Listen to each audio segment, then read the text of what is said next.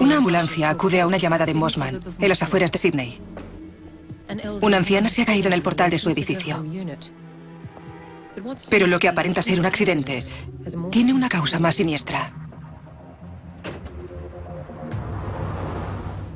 Había un miedo total en toda la costa norte. Y empiezas a pensar que tienes entre manos a un asesino en serie. Las heridas nos indicaron que había una progresión en términos de severidad. Una de las cosas que notamos fue que había una huella de zapato impresa en sangre, así que teníamos algo que indicaba quién podía ser posiblemente esa persona. Esta noche la policía nos advierte de que un asesino perturbado anda suelto. Ya ha matado 2 veces y podría volver a hacerlo. El riesgo era que hablara con su abogado, confrontara a la policía y dijera, demuéstrenlo o cállense, o que saliera a atacar a otra mujer. Los detectives tienen presentimientos. Yo lo tuve. Y supe que era nuestro hombre. Cuando Gwen Mitchell fue hallada tendida en un charco de sangre a pocos pasos de la seguridad de su casa, sus vecinos llamaron de inmediato a la ambulancia. Pero las espantosas heridas de Gwen despertaron sospechas rápidamente. Son heridas graves. Algo no iba bien. Una anciana no tropieza con una alfombrilla y se hace esas heridas. Eso es imposible. Su bolso estaba cerca y pedimos a una amiga suya que viera si la habían robado o no. Y descubrimos que faltaba su cartera. Cuando recibí una llamada y fui a Mossman, la naturaleza del trabajo era incierta. Era un incidente relacionado con una anciana. Si se había caído o había sido agredida, aún no lo sabíamos con certeza. Por desgracia para nosotros, no había escena del crimen. Unas vecinas pensaron, de buena fe, que hacían lo correcto y limpiaron con agua la mayor parte de la sangre, y con ella cualquier otro indicio que pudiera haber. Quedaban algunas manchas de sangre, un trozo de periódico con algo de ella, y poca cosa más. Tomamos muestras de sangre para asegurar que fuera de la mujer, y que no había alguna otra, caso de haber un agresor. Lo que me dijeron fue que al hallar a esa mujer, su bastón estaba cerca del cuerpo. Tenía graves heridas en la cabeza y la habían robado. La mujer de 82 años fue trasladada de urgencia al hospital, pero falleció poco después. No llegó a recuperar el conocimiento para contar a la policía lo que había pasado realmente. Me preocupó. Para mí, aquello no era típico de una caída. En realidad me sugirió que podía muy bien tratarse de un homicidio. Lo que ocurre cuando una persona en estado consciente cae hacia atrás es que, por instinto natural, intenta darse la vuelta. Lo más preocupante de este caso era que la herida estaba en la línea media y esas heridas, para mí, habían sido causadas por un golpe o dos en la parte posterior de la cabeza. No había nada evidente de haber causado esas heridas, salvo un objeto romo con algún peso detrás, asestado con una fuerza considerable. Desde el punto de vista de la investigación teníamos 2 opciones: homicidio cometido por un conocido o por un extraño. Tras unos días de investigación empezamos a pensar que había sido un extraño, así que buscamos a alguien no emparentado o relacionado con la víctima. Una tarea muy difícil. La policía sondeó la zona en busca de testigos del robo, pero a pesar de la hora y lugar público en que se cometió, nadie vio algo sospechoso. Las probabilidades de que el asesino hubiera sido visto eran muchas realmente, pero tuvo suerte, mucha suerte de no ser visto. 2 meses se esforzaron los investigadores en hallar pistas. Y entonces hubo otra agresión a menos de 1 kilómetro de donde Gwen Mitchell había sido asesinada. La víctima era esta vez un anciano. Devuélveme eso. Devuélvemelo. La víctima de este ataque dio una descripción del agresor. Decidimos hacerla pública con la esperanza de que la comunidad ayudara y así averiguar quién era. Pero en cuanto se hizo pública, hubo más malas noticias. Esta noche la policía nos advierte de que un asesino perturbado anda suelto. Ya ha matado 2 veces y podría volver a hacerlo. Lady Winifred Ashton había jugado al bingo en el club local ayer por la tarde. Fue a su banco y al cabo de media hora estaba muerta. La habían golpeado en el cuarto de basuras de su edificio y estrangulado con sus panties. Su agresor escapó con una pequeña suma de dinero. Hoy sus vecinos están conmocionados y asustados. Vaya, ¿le pasó a Lady Ashton? Sí. Dios santo. La trascendencia de ese asesinato en concreto era que si estaba relacionado teníamos un problema serio. Una anciana fue hallada sangrando en el portal de su edificio y murió antes de poder decir a nadie lo que había pasado. Pero sus heridas y la falta de su cartera convencieron a la policía de que había sido víctima de un cruel atraco. 2 meses después, Lady Winifred Ashton, viuda del famoso pintor Sir William Ashton, era salvajemente golpeada y estrangulada después de haberle robado unos pocos dólares. Nos dirigimos al vestíbulo y en esa zona había un lugar de almacén de cubos de basura. Y allí dentro había una persona muerta tendida en el suelo. Llevaba un impermeable rojo un poco levantado y cubriéndole parte del cuello. Y había algunos elementos poco comunes, como que sus zapatos estaban a una corta distancia del cuerpo, así como su bastón. Y por encima de su cabeza había unos panties, una factura del gas y una cartera. Esa misma noche, cuando examinamos a la fallecida detenidamente, vimos que tenía un trocito de media incrustada en el cuello. No había ninguna duda, era un homicidio. Y la razón de que fuera un homicidio es que había un estrangulamiento por ligaduras. Y no podía ser otra cosa, la verdad. Esta no es la primera vez que el asesino actúa en esta zona. Hace 2 meses otra anciana era asesinada en un crimen casi idéntico. En este edificio, a solo un par de manzanas de donde Lady Ashton, Gwendolyn Mitchell Hill, fue golpeada y abandonada moribunda en el vestíbulo, también por unos pocos dólares. La policía dice que las similitudes son escalofriantes. Había indicios que sugerían con mucha certitud que los 2 crímenes se relacionaban. El entorno, la hora del día, ambas mujeres de más de 80 años, ambas llevaban dinero en la cartera, ambas habían sido agredidas brutalmente y a casi 1 kilómetro de distancia. La primera escena del crimen había sido limpiada y cualquier rastro había desaparecido, pero esta permanecía intacta e inalterada, y los investigadores forenses pudieron dar con lo que esperaban fuera su primera pista. Ella llevaba guantes y en ellos encontramos algunos cabellos canos. Había 2 posibilidades: que levantara las manos sobre la cabeza en su intento de defenderse y que el intercambio de cabellos en los guantes fuera simplemente de su propia cabeza, o que durante la agresión hubiera cogido del pelo a su atacante. Así que los llevamos al laboratorio forense y examinaron sus peculiaridades, obviamente el color, la densidad y ese tipo de cosas. Por desgracia, los cabellos, al ser canos, no eran particularmente distintivos. Son muy similares de persona a persona. Las pruebas de ADN son muy nuevas y generalmente hacen falta grandes cantidades de sangre y tejido humano para hacer esos análisis. Lo que quedaba claro por la segunda escena del crimen era que, si el asesino era él mismo, su agresividad hacia la víctima había aumentado. En el primer asesinato, teníamos un componente de codicia por el robo de la cartera. Lo que era un tanto diferente en este otro era que la parte inferior del cuerpo estaba desnuda. Le habían quitado los panties y los habían utilizado como arma.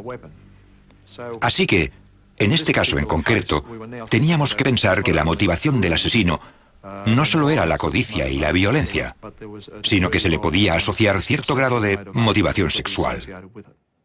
No era el crimen de alguien que estaba cometiendo un robo. Era un crimen de alguien que tenía un particular interés en ejercer una violencia sorprendente, en asumir riesgos y con cierto extraño gusto sexual y probablemente extrañas fantasías sexuales. Los crímenes de esta naturaleza son cometidos en particular por gente joven. Consistente con eso está la extraordinaria violencia y energía mostrada, que es la de una persona joven. Y más de un hombre que de una mujer, porque la mayoría de las mujeres no ejerce una violencia de ese nivel. La mayoría de la gente que comete crímenes como esos lo hace con comodidad, es decir, lo hacen bastante cerca de su casa, se siente cómoda en la zona, conoce bien las calles, puede saber si hay gente y eso también significa que puede planificar sus rutas de escape si es preciso. Buscamos a alguien disponible a partir de las 4 de la tarde para cometer un crimen, y eso reducía de alguna forma el campo de búsqueda. Una de las opciones era que podía ser un estudiante, uno que sale del instituto a las 3 y tiene el deseo de robar dinero. El par de institutos en los que pensamos reunían alrededor de 1000 alumnos en sus aulas, y en ese momento no conocíamos el sexo del asesino, aunque los perfilistas parecían pensar que se trataba de un muchacho. Pero cabía la posibilidad de que fuera una chica. El único sospechoso que los detectives tenían a esa altura de la investigación y que encajaba con ese perfil era el joven que había agredido al anciano. Hoy la policía ha hecho público un retrato robot del sospechoso. Tiene entre 22 y 25 años y mide alrededor de 1,80 m. Creo haberle visto algunas veces por su pelo. Era inusual. Soy peluquera y me fijo en esas cosas. La policía le busca porque hace unas semanas agredió a un anciano que vive a pocas calles de donde vivía Lady Ashton. Es casi la única pista que tiene la policía, pero está convencida de que el asesino es de la zona y que puede muy bien atacar otra vez. Uno de los aspectos de un asesino en serie es que hay un tiempo de parada emocional entre sus crímenes. Y en este caso concreto, hubo unas 9 semanas entre ambos. Los asesinos en serie tienen un periodo de tranquilidad. Así que durante el proceso de toma de decisiones, sabíamos que si teníamos entre manos un asesino en serie que había cometido 2 asesinatos, cabía esperar un tercero. El asesinato de 2 ancianas en Mosman, a las afueras de Sydney, convenció a la policía de que se enfrentaba a un asesino en serie. Entonces, llegó información de que había habido otro ataque. Doris Cox es residente del centro de retiro Garrison, que está cerca de la avenida Speed de Mosman. El miércoles, alrededor de las 4 de la tarde, caminaba por una de las estrechas calles del complejo cuando fue agredida. Tenía graves heridas en la cabeza y en la cara. Al principio, los vecinos que la encontraron pensaron que se había caído. Una vez más, la escena del crimen había sido lavada, en este caso por el personal del centro de retiro. Había algunas manchas de sangre diluidas y era lo único que quedaba para ser examinado. La señorita Fox se encuentra ahora en estado satisfactorio en el hospital Mosman. Doris. Ella por fin podría decirnos quién era o qué aspecto tenía el asesino. Pero por desgracia padecía demencia crónica y no recordaba nada de la agresión ni quién la había cometido. Esas cosas pasan, y aquel fue uno de esos días. Así que básicamente cogimos lo que pudimos y seguimos adelante. Hicimos de inmediato un sondeo de la zona y, sí, descubrimos a un par de testigos. En realidad no habían visto la agresión, pero sí a una persona en los alrededores a esas horas. Un joven con un monopatín. Y esta persona estaba patinando por la acera a un par de metros apenas de donde había ocurrido la agresión. Y fue alrededor de esa hora, de las 4 de la tarde. Así que se convirtió en un posible sospechoso, un muy posible sospechoso. Investigadores de Sydney quieren interrogar a un joven con monopatín sobre la brutal agresión de hace 3 días contra una mujer en Mosman. El joven fue visto en la zona a la hora de la agresión y la policía cree que su presencia podría estar relacionada con los asesinatos de otras 2 ancianas de Mosman este mismo año. Teniendo en cuenta la crueldad de las agresiones y que no habíamos logrado determinar el arma que había causado esas heridas en la cabeza a esas mujeres, dedujimos que tal vez esa arma fuera un monopatín. Desgraciadamente, monopatín y patinador desaparecieron sin dejar rastro y otra pista se evaporó. Los investigadores siguieron laboriosamente cada información recibida del público, pero el asesino siguió llevando la delantera. Había pasado marzo, y mayo, y octubre, y estábamos a comienzos de noviembre. Era jueves por la tarde, y hubo una llamada. Y esa llamada decía simplemente, ha habido otra en Land Cove. De una energía que desmentía sus 85 años, Match Park halló una muerte violenta cuando volvía andando a su casa desde las tiendas de Land Cove. Se cree que el asesino siguió a la anciana viuda antes de golpearla repetidamente en la cabeza con un objeto romo. La dejó moribunda en un callejón tras el bloque donde vivía. Podías oír la caída de un alfiler por el silencio que había en la oficina. Otra más no, era el comentario. Otra más no. No podía creerlo. ¿Pasábamos tanto tiempo juntas? Una amiga de la señorita Parr fue la primera en llegar a la escena. Bueno, pensé que era un ataque al corazón, así que corrimos al bloque principal a decir a Gracie que pidiera una ambulancia. La señora Parr soltó las bolsas de la compra al comenzar el ataque. Cuando se la encontró, aún llevaba su anillo de casada, pero faltaban 3 pequeños monederos. Había similitud en la víctima, también en la escena del crimen. Había similitud en el método, la misma hora del día. Y ella había estado comprando. Todo era similar a lo que teníamos. Ya teníamos 3 asesinatos y un intento de asesinato. Y al igual que las similitudes en los asesinatos, esta escena del crimen también fue limpiada antes de que el equipo forense llegara. Hubo mucha frustración porque habíamos vuelto a perder indicios. Pudimos haber hallado huellas que nos indicaran cosas tales como el número de veces que habían golpeado a la víctima. Huellas de pisadas en ese lugar concreto. Pero otra vez la escena había sido limpiada y perdimos ese tipo de indicios. Se realizó un extenso examen del lugar y se localizaron algunos objetos. Entre estos había un tubo, unas mancuernas y un poste de una valla que pudo servir como arma asesina. Aunque las heridas eran graves, lo que no había presente era una gran fractura de cráneo, lo que implicaría en términos relativos que el objeto no era muy pesado. Podíamos descartar probablemente pesos concentrados como el de unas mancuernas. No creo que esas heridas fuesen causadas por un poste de una valla. La verdad, no había nada en esas heridas que señalase un arma por encima de otra. Tras varios ataques similares perpetrados contra ancianas de Mossman, la policía ha reemprendido la caza del asesino. Equipos de investigadores han pasado el día sondeando las calles de alrededor. Influenciados por el temor, los ancianos de la costa norte inferior están cambiando su rutina diaria. Sí, estoy asustada. He venido aquí y quiero llegar a casa a salvo. No me importa decírselo, lo estoy. No iría andando.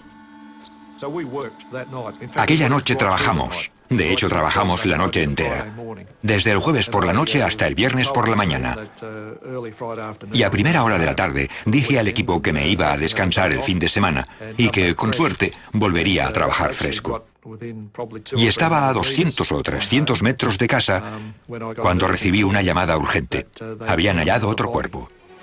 Buenas noches y bienvenidos a Newswall. Y lamentablemente por segunda vez en 24 horas, lo impensable ha pasado. Otra anciana ha sido asesinada, muerta a golpes en su propio portal a plena luz del día.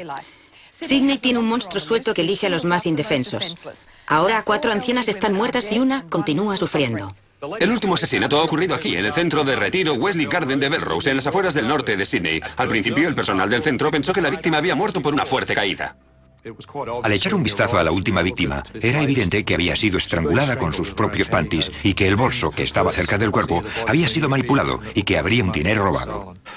Y una vez más, gente bien intencionada que no imaginaba que se pudieran encontrar ante un asesinato, alteró accidentalmente la escena del crimen. Como ocurriera en Lime Cove anoche, la zona fue lavada antes de llegar la policía. Les pregunté que qué pensaban de que la fallecida llevara las medias anudadas al cuello. Y dijeron que creían que tal vez se las había puesto como bufanda. Creemos que hay similitudes en relación con los otros asesinatos que estamos investigando en la costa norte. Había un miedo total. Antes el miedo en Mossman había sido contenido, eso pensábamos. Pero ahora la gente de toda la costa norte estaba asustada. El siguiente, ¿dónde? 4 ancianas, todas de más de 80 años, estaban muertas. Todas habían sido golpeadas y robadas y asesinadas. Todas alrededor de las 4 de la tarde. Era indudable que la policía se enfrentaba a un asesino en serie y el periodo entre sus crímenes se había reducido a 24 horas. Cuando las cosas prosiguen así, podemos estar bastante seguros de que alcanzarán algún tipo de clímax.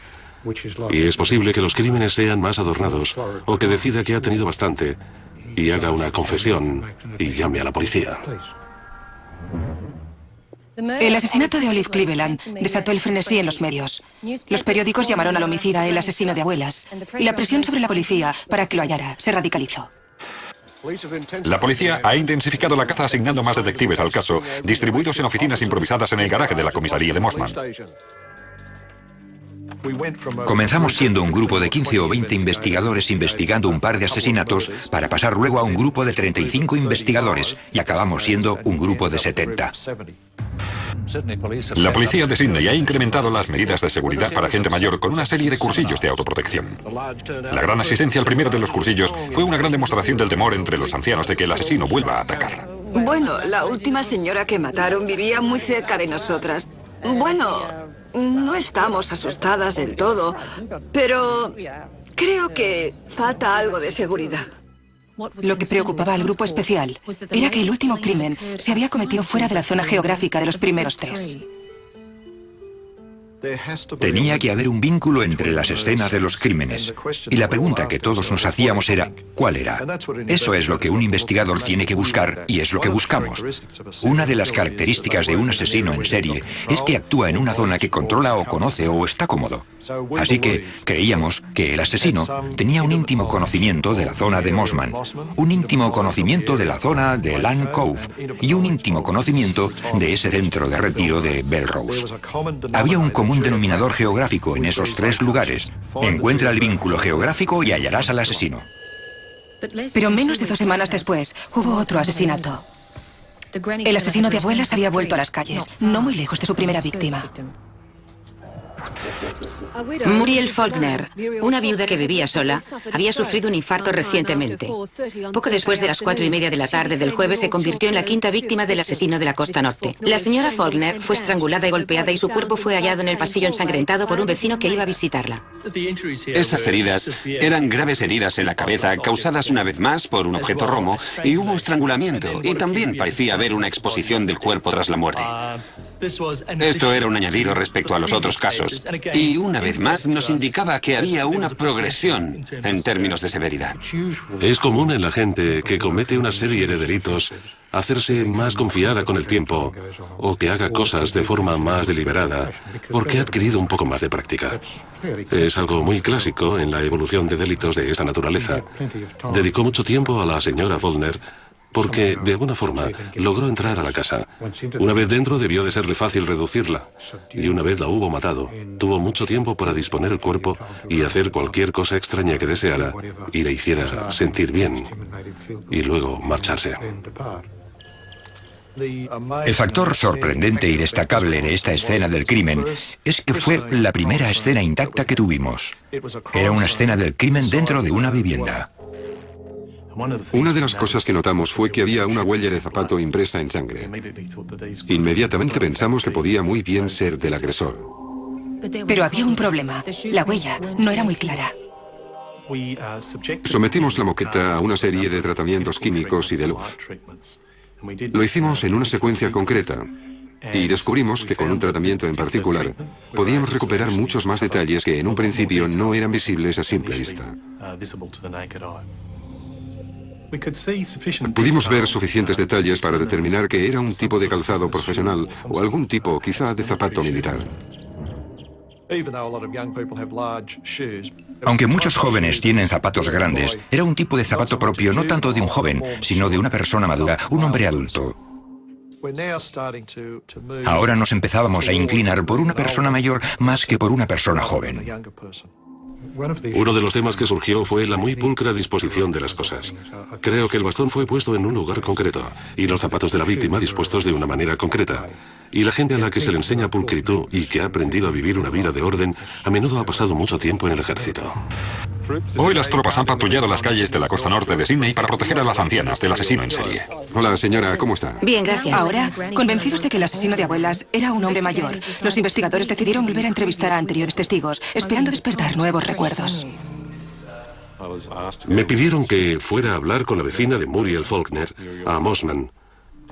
Abrió la puerta un poco más de lo que la había abierto la primera vez a la policía y me dijo que había visto a un hombre canoso y, lo más importante, que parecía un médico. De regreso a la comisaría pensé, qué perfecto sería para un hombre corpulento, canoso y sesentón ir por ahí cometiendo asesinatos en Mossman. ¿Quién sospecharía de él? Al principio se pensó que el asesino de abuelas era un joven. Pero ahora, la policía tenía la huella de un zapato y un testigo de la última escena del crimen que había visto a un hombre mayor. Y también tenía aquellos cabellos canos indistinguibles en los guantes de la segunda víctima.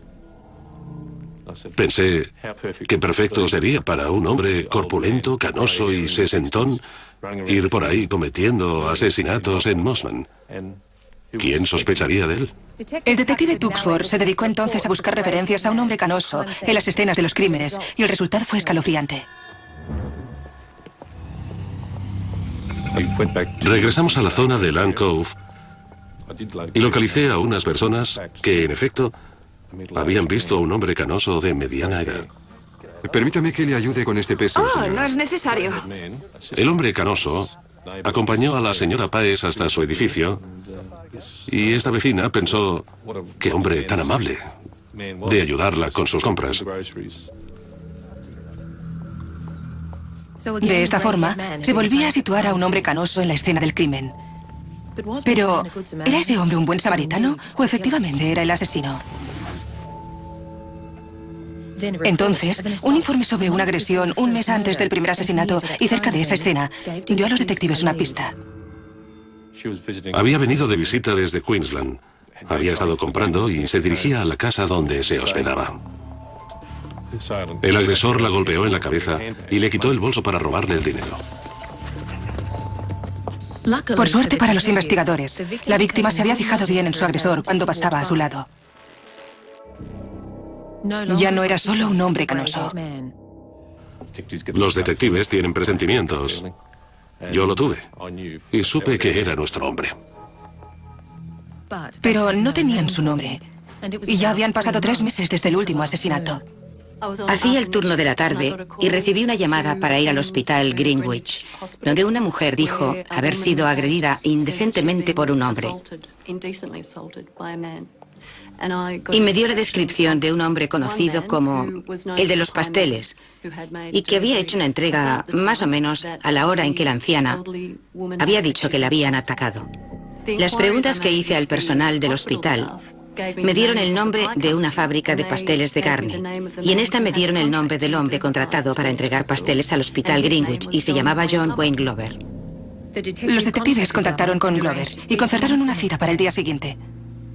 Pero fue una cita con la que Glover no cumplió. Cuando apareció a las 6 de la tarde, volví a llamar a su casa preguntándome por qué no había venido. Me contestó su esposa y me explicó que justo en ese momento se dirigía al hospital porque él había intentado suicidarse.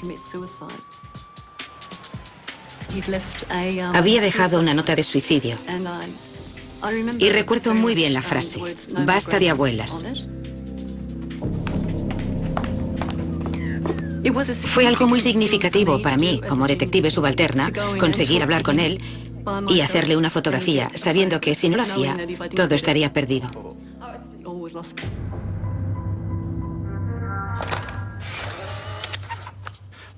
Ese fue un tremendo avance para el equipo porque ahora teníamos no solo un retrato robot del sospechoso canoso de 50 años de edad que había cometido varias agresiones, sino también una fotografía Polaroid de otro sospechoso que acababa de salir a la luz. Tuvimos la impresión de avanzar hacia la meta. Íbamos hacia ella. Mientras se ponía John Glover bajo vigilancia, se investigaron sus antecedentes. Y sorprendentemente, aparte de su edad, estos confirmaban el perfil forense a la perfección, empezando por unos antecedentes delictivos siendo veinteañero. Había uno referente a una agresión a una mujer y otro por un delito de acecho indecente. Pasó realmente un tiempo en el ejército de otro país. Averiguamos que era representante y tenía un coche de la empresa. Averiguamos que solía trabajar por la mañana y que normalmente acababa a las 3 de la tarde. Así que tenía disponibilidad de tiempo. También supimos de él que tenía relación con las escenas de los crímenes por su trabajo. Como vendedor de pasteles, el trabajo de John Glover le llevó a Belrose, Lane Cove y de nuevo a su casa, en Mossman. A primera vista no le consideré un asesino en ese momento, pero luego nos dio un cierto estímulo y una dirección que seguir. Las piezas del rompecabezas empezaban a encajar, pero los investigadores necesitaban más para efectuar un arresto. Lo que queríamos eran pruebas, y lo que íbamos a hacer era permitirle elegir una víctima. Si lo hacía, obtendríamos pruebas de su acoso, de su actuación predatoria, y le permitiríamos acercarse probablemente a pocos metros de una víctima, y luego impediríamos el crimen. Hubo momentos en que detendría su coche, bajaría de él, daría un paseo y despertaría nuestro interés de ver qué tramaba, pero luego no haría nada. Simplemente volvería al coche y reemprendería la marcha.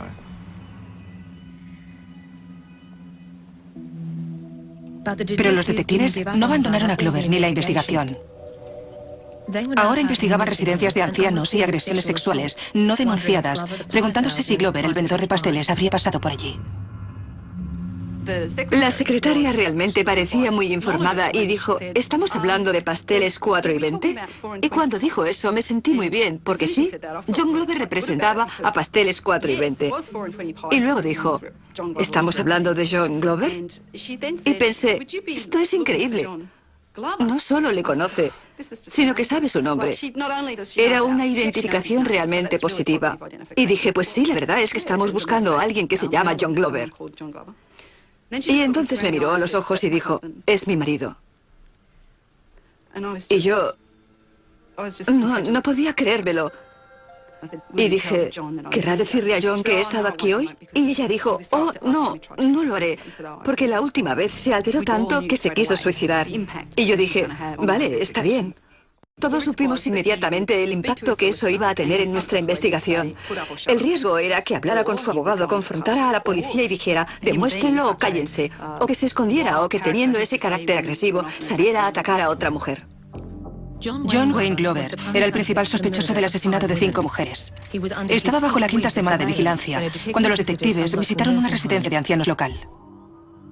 Le suelto un rollo tipo que estoy haciendo indagaciones en relación con unas agresiones sexuales ocurridas en las afueras, en la zona norte, y pregunto si había venido alguien ofreciendo venderles pasteles de carne para distribuir en sus cocinas.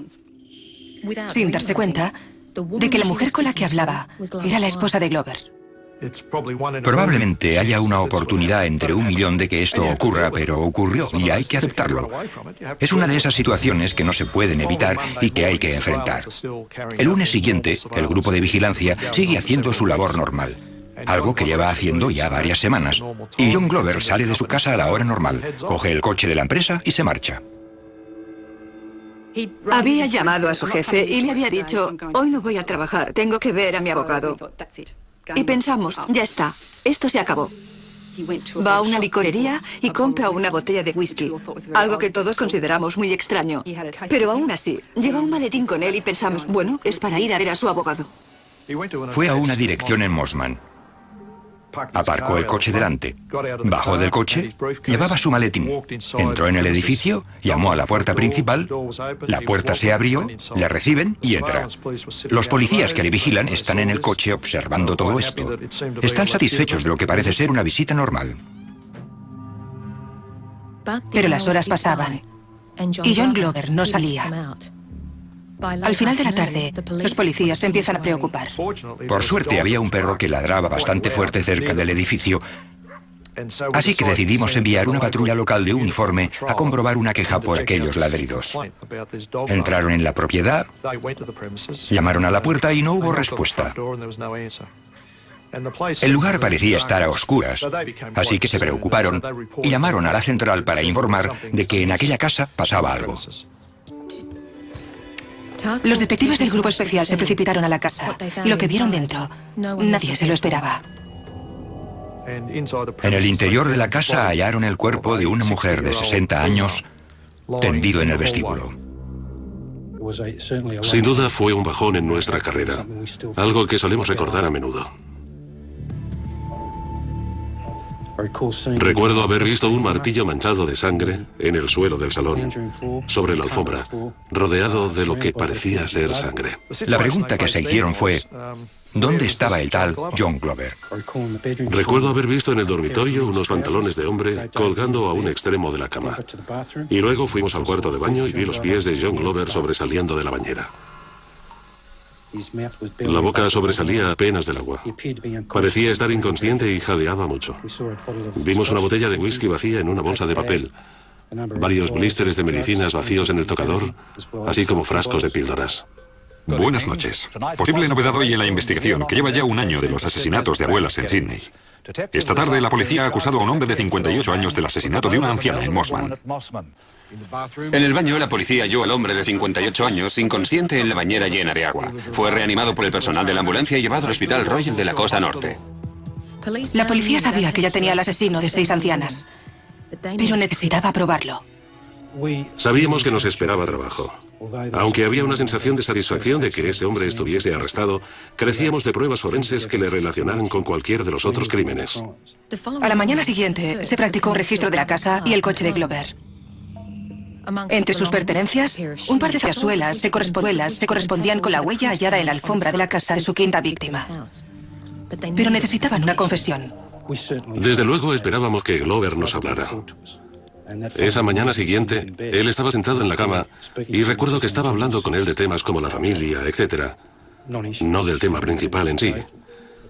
Y en cierto momento dijo, probablemente habrá visto las fotos de esas mujeres en el diario. Guardan una sorprendente similitud con mi suegra Essie. Y eso nos resultó muy significativo, porque ese nombre estaba en su nota de suicidio del mes de enero.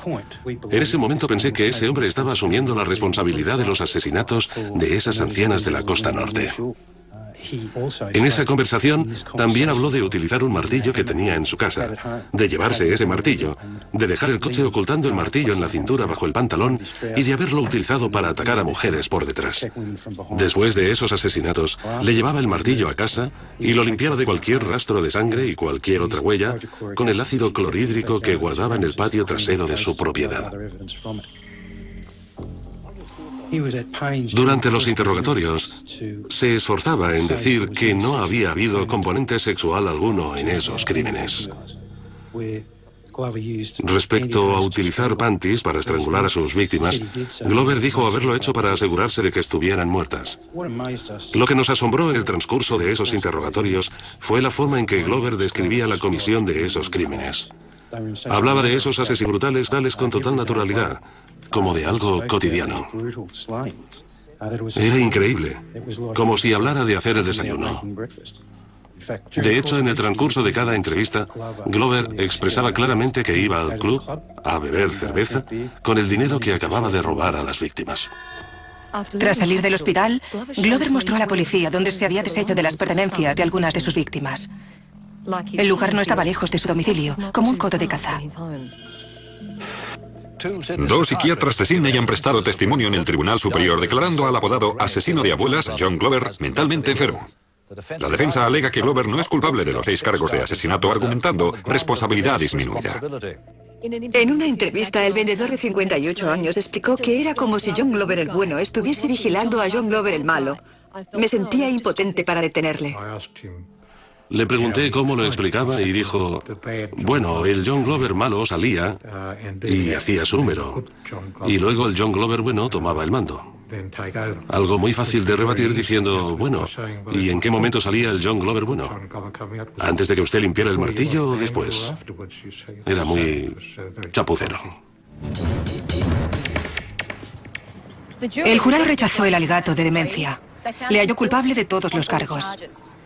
El juez James Wood describió a Glover como un hombre peligroso que, de ser liberado y devuelto a la comunidad, casi con toda seguridad satisfaría su deseo de matar.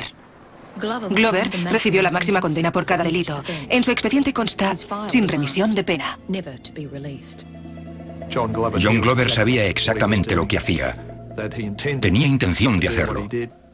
Lo hacía con astucia. Y creo que lo incluiría en la categoría de simplemente malo. No loco. John Wayne Glover había intentado suicidarse estando libre y lo volvió a intentar entre rejas. 15 años después de ser declarado culpable, por fin tuvo éxito. El asesino en serie de Sydney, John Wayne Glover, ha muerto en prisión. El hombre apodado el asesino de abuelas ha sido hallado muerto hoy en un bloque de duchas de la cárcel de Lithgow. Se había colgado. Glover, de 72 años, entró en prisión en el 91 por el asesinato de 6 ancianas en la costa norte. Ningún familiar asistió al entierro de Glover. Fue enterrado como vivió, con sus demonios y sus secretos.